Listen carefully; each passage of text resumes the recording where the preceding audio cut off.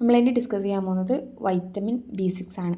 Vitamin B6 പറയുമ്പോൾ pyridoxine മാത്രമല്ല, a family of 3 related pyridine ഡെറിവേറ്റീവ്സിനെ നമ്മൾ കോമൺ ആയിട്ട് പറയുന്ന പേരാണ് വൈറ്റമിൻ B6. അഥവാ നമ്മൾ OH ഗ്രൂപ്പുള്ളത് പിരിഡോക്സിൻ, ആൽഡിഹൈഡ് ഗ്രൂപ്പുള്ളത് പിരിഡോക്സാൽ, അതുപോലെ തന്നെ അമൈൻ ഗ്രൂപ്പുള്ളത് പിരിഡോക്സമൈൻ. ഈ മൂന്നിനെയും നമുക്ക് കോമൺ ആയിട്ട് പറയാൻ പറ്റുന്ന പേരാണ് വൈറ്റമിൻ B6. ഇനി ഒരു വൈറ്റമിൻ നമ്മൾ ഡിസ്കസ് ചെയ്യുന്ന സമയത്ത് നമ്മൾ മെയിൻലി 4 ടോപ്പിക്കിൻ്റെ അണ്ടറിലാണ് ഇത് ഡിസ്കസ് ചെയ്യുക. 1 sources, 2 RDA, 3 biochemical role, 4 deficiency manifestation.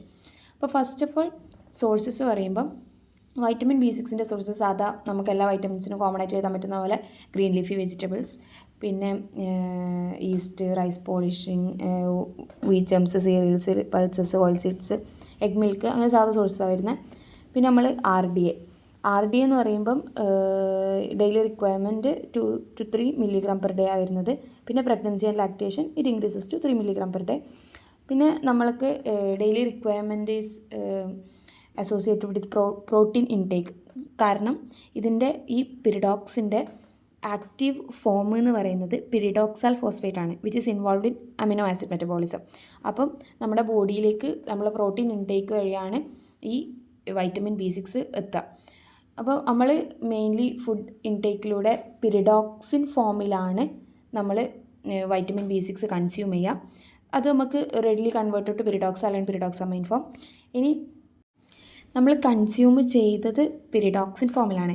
അപ്പോൾ ഈ പിരിഡോക്സിനെ by utilising ATP with utilising energy, pyridoxal kinase എന്ന് പറയുന്ന എൻസൈം അതിനെ pyridoxal phosphate which is the active form of പിരിഡോക്സിൻ്റെ ആക്റ്റീവ് ഫോമായ പിരിഡോക്സാൽ ഫോസ്ഫേറ്റിലേക്ക് ഈ പിരിഡോക്സാൽ കൈനേസ് എന്ന് പറയുന്ന എൻസൈം കൺവേർട്ട് ചെയ്യും.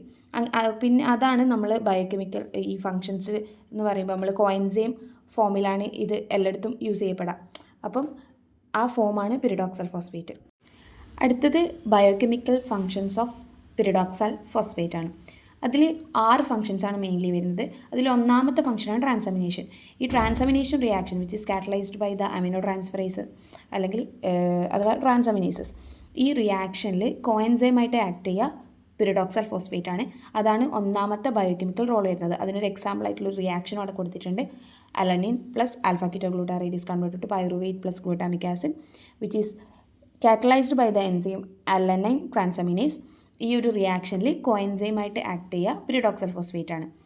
പിന്നെ രണ്ടാമത്തെ ബയോകെമിക്കൽ ഫംഗ്ഷൻ രണ്ടാമത്തേതെന്ന് പറയുന്നത് ഡികാർബോക്സിലേഷനാണ്. അഥവാ എല്ലാ അമിനോ ആസിഡ് ഡികാർബോക്സിലേഷനിലും കോഎൻസൈമായിട്ട് ആക്ട് ചെയ്യുക പിരിഡോക്സാൽ ഫോസ്ഫേറ്റ് ആണ്. അതിന് 5 റിയാക്ഷനും അവിടെ കൊടുത്തിട്ടുണ്ട്. അതിലൊന്നാമത്തത് glutamate is converted to gamma amino butyric acid, GABA. നമുക്കറിയാം ഗാബ എന്ന് പറയുന്നത് ഒരു ഇൻഹിബിറ്ററി ന്യൂറോ ട്രാൻസ്മിറ്ററാണ്. ഈ ഇൻഹിബിറ്ററി ന്യൂറോ ട്രാൻസ്മിറ്റർ അപ്പം ഈ B6 ഡെഫിഷ്യൻസി സംഭവിക്കുന്ന സമയത്ത് B6 ഡെഫിഷ്യൻസി സംഭവിക്കുമ്പോൾ ഈ റിയാക്ഷൻ നടക്കില്ല. അപ്പോൾ എന്ത് ചെയ്യും? ഗാബൻ്റെ പ്രൊഡക്ഷൻ ഉണ്ടാവില്ല, ഗാബ ഉണ്ടാവില്ല. നമുക്കറിയാം ഇൻഹിബിറ്ററി ന്യൂറോ ട്രാൻസ്മിറ്ററാണ്. അപ്പോൾ അതില്ലാതിരിക്കുന്ന സമയത്ത് എസ്പെഷ്യലി ഇൻ ചിൽഡ്രൻസിൽ അത് കൺവൽഷൻസ് ഉണ്ടാക്കാൻ കാരണമാവും. അതുപോലെ തന്നെ രണ്ടാമത്തെ റിയാക്ഷൻ ഹിസ്റ്റമിൻ്റെ production. Histidine is converted to histamine. നമുക്കറിയാം ഹിസ്റ്റമിൻ എന്ന് പറയുന്നത് ഒരു അലർജി മീഡിയേറ്ററാണ്. അടുത്തത് മൂന്നാമത്തെ reaction tryptophan five hydroxy tryptophan is converted to serotonin. പിന്നെ നാലാമത്തത് അതുപോലെ തന്നെ ടോറിൻ്റെ പ്രൊഡക്ഷൻ, പിന്നെ എത്തനോളമിൻ്റെ പ്രൊഡക്ഷൻ. ഇതൊക്കെ ഡികാർബോക്സിലേഷൻ. ഇതിലൊക്കെ കോഎൻസൈമായിട്ട് ആക്ട് ചെയ്യുക പിരിഡോക്സാൽ ഫോസ്ഫേറ്റ് ആണ്. അടുത്ത മൂന്നാമത്തെ റിയാക്ഷൻ എന്ന് പറയുന്നത് സൾഫർ കണ്ടെയ്നിങ് അമിനോ ആസിഡിൻ്റെ മെറ്റബോളിസം. നമ്മൾ sulphur containing amino acid like methionine, cystine, ആ മെറ്റബോളിസത്തിലൊക്കെ കോഎൻസൈമായിട്ട് ആക്ട് ചെയ്യുന്നത് പിരിഡോക്സാൽ ഫോസ്ഫേറ്റ് ആണ്. അതിൽ 2 റിയാക്ഷൻ അവിടെ കൊടുത്തിട്ടുണ്ട്. Homocysteine plus serine converted to cystathionine with the help of enzyme cystathionine synthase. രണ്ടാമത്തെ reaction cystathionine is converted to homoserine plus cysteine with the help of the enzyme cystathionase. ഈ 2 റിയാക്ഷനിലും കോഎൻസൈമായിട്ട് act ചെയ്യുന്നത് പിരിഡോക്സാൽ phosphate തന്നെയാണ്. അപ്പം ഇപ്പോൾ ഒന്നാമത്തെ reaction നോക്കുകയാണെങ്കിൽ ഈ B6 deficiency സംഭവിക്കുന്ന സമയത്ത് ആ റിയാക്ഷൻ നടക്കില്ല എന്ന് പറയുമ്പോൾ ഈ ഹോമോസിസ്റ്റിൻ കൺവേർട്ട് ചെയ്യില്ല, സിസ്റ്റാത്തയോണിനായിട്ട് മാറില്ല.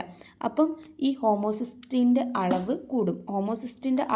കൂടുമ്പം ഈ homocysteine level is correlated with myocardial infarction. അപ്പം മയോകാർഡിയൽ ഇൻഫാക്ഷൻ സംഭവിക്കാനുള്ള സാധ്യതയുണ്ട്.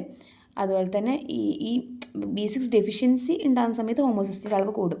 അപ്പോൾ ഈ പിരിഡോക്സിൻ നമുക്ക് ഈ ഹോമോസിസ്റ്റിനീമിയ പ്രിവെൻറ്റ് ചെയ്യാൻ യൂസ് ചെയ്യാൻ പറ്റും. പിരിഡോക്സിൻ അതായത് വൈറ്റമിൻ B6 അത് നമുക്ക് ഈ ഹോമോസിസ്റ്റിനീമിയ പ്രിവെൻറ്റ് ചെയ്യാൻ വേണ്ടിയിട്ട് ഉപയോഗിക്കാം.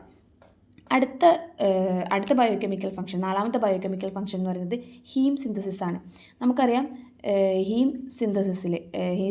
സിന്തസിസിലെ ഫസ്റ്റ് റിയാക്ഷനിൽ നമ്മൾ ഉപയോഗിക്കുന്ന എൻസൈമാണ് അമിനോ ലെവലോണിക് ആസിഡ് സിന്തേസ്. ഈ അമിനോ ലെവലോണിക് ആസിഡിൻ്റെ പ്രൊഡക്ഷന് വേണ്ടിയിട്ട് ഈ നമ്മൾ സക്സിനിൽ കോയിനും ഗ്ലൈസിനും കൂടി റിയാക്ട് ചെയ്തിട്ട് ഈ അമിനോ ലെവലോണിക് ആസിഡ് സിന്തേസിൻ്റെ ഹെൽപ്പോട് കൂടിയിട്ടാണ് ആസിഡ് ഉണ്ടാകുന്നത്.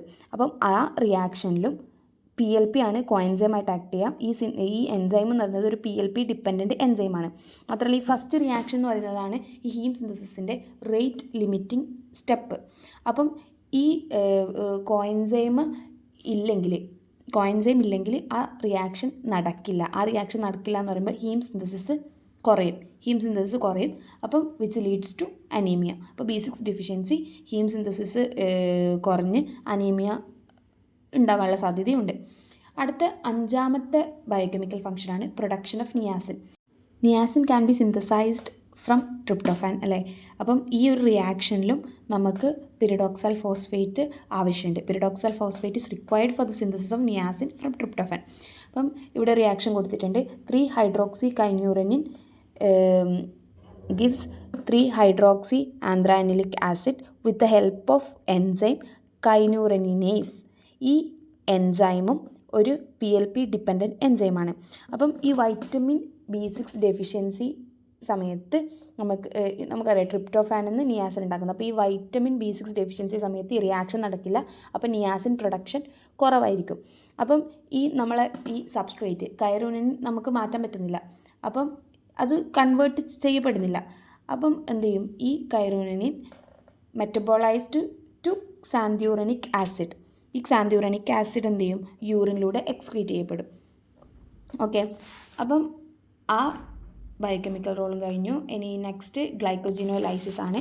ഗ്ലൈക്കോജിനോലൈസിസ് നമുക്കറിയാം അതിൻ്റെ first step glycogen to glucose 1-phosphate which is catalysed by the enzyme phosphorylase. അതും ഒരു PLP ഡിപ്പെൻഡൻറ്റ് എൻസൈമാണ്. ഓക്കെ, അപ്പം നമ്മൾ 6 ബയോകെമിക്കൽ റോളും പറഞ്ഞു കഴിഞ്ഞു. ഒന്നാമത്തെ ട്രാൻസമിനേഷൻ, രണ്ടാമത്തെ ഡീകാർബോക്സിലേഷൻ, മൂന്നാമത്തെ സൾഫർ കണ്ടെയ്നിങ് അമിനോ ആസിഡിൻ്റെ metabolism, 4 haem synthesis, 5 production of niacin and 6 ഗ്ലൈക്കോജിനോലൈസിസ്.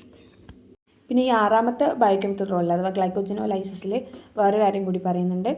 അഥവാ ഈ ടോട്ടൽ PLP കണ്ടൻറ്റിൻ്റെ 70% ഉള്ളത് മസിൽസിലാണ്.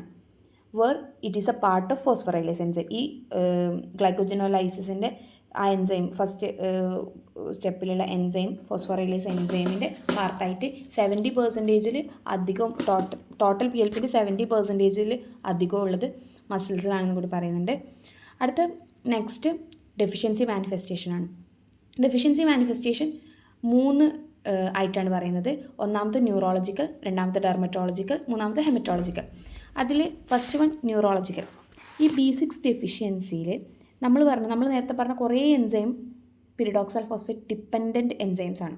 അപ്പം B6 ഡെഫിഷ്യൻസി ഉണ്ടാകുന്ന സമയത്ത് ഈ കോഎൻസൈം ഇല്ല എന്ന് പറയുമ്പോൾ ആ റിയാക്ഷൻ നടക്കൂല എന്ന് പറയുമ്പം ഈ പ്രൊഡക്റ്റ് ഉണ്ടാവില്ല.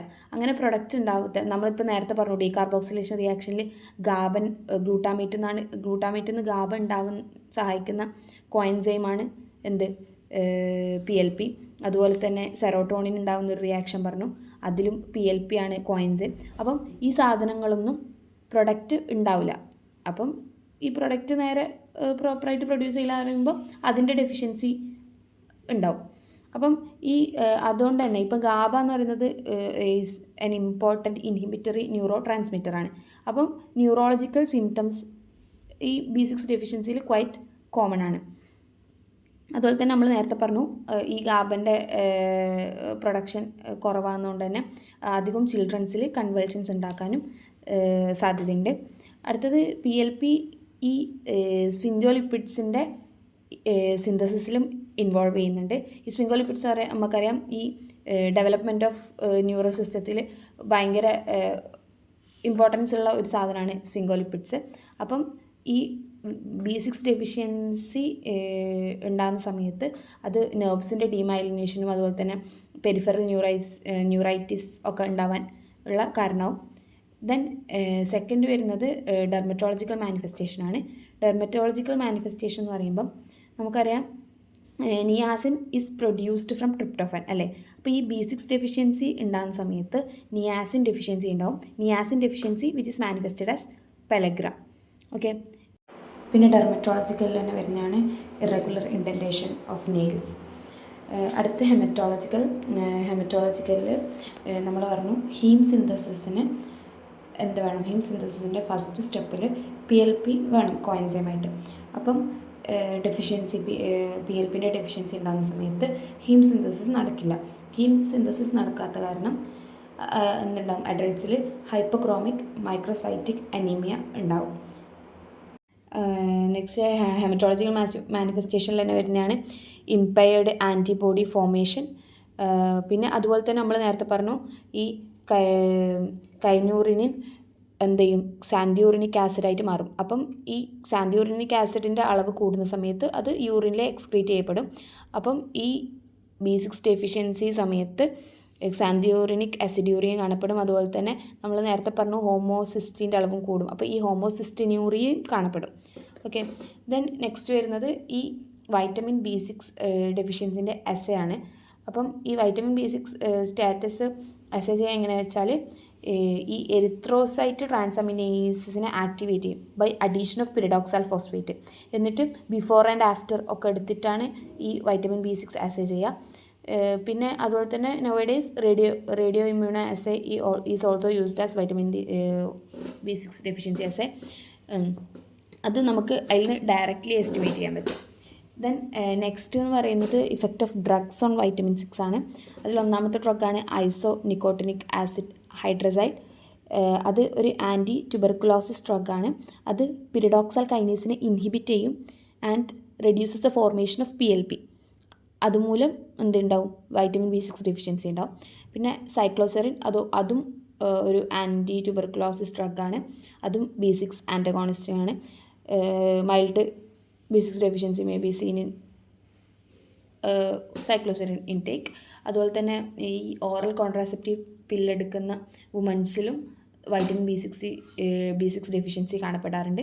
അതുപോലെ തന്നെ ആൽക്കഹോളിക്സ് ആയിട്ടുള്ള ആൾക്കാരിൽ ഈ എത്തനോള് അസറ്റാൽഡിഹൈഡായിട്ട് കൺവേർട്ട് ചെയ്യും. ഈ അസറ്റാൽഡിഹൈഡ് PLPനെ ഇനാക്ടിവേറ്റ് ചെയ്യും. അതുകൊണ്ട് B6 ഡെഫിഷ്യൻസി ആൽക്കഹോളിക്സ് ആയിട്ടുള്ള ആൾക്കാരിലും കാണപ്പെടാറുണ്ട്. പിന്നെ ടോക്സിസിറ്റി ഓഫ് വൈറ്റമിൻ B6 ആണ് വരുന്നത്. ടോക്സിസിറ്റി പറയുമ്പം 100 മില്ലിഗ്രാമിനേക്കാളും ഓവർ ഡോസസ് എടുക്കുമ്പം സെൻസറി ന്യൂറോപ്പതി ഒക്കെ ഉണ്ടാവും.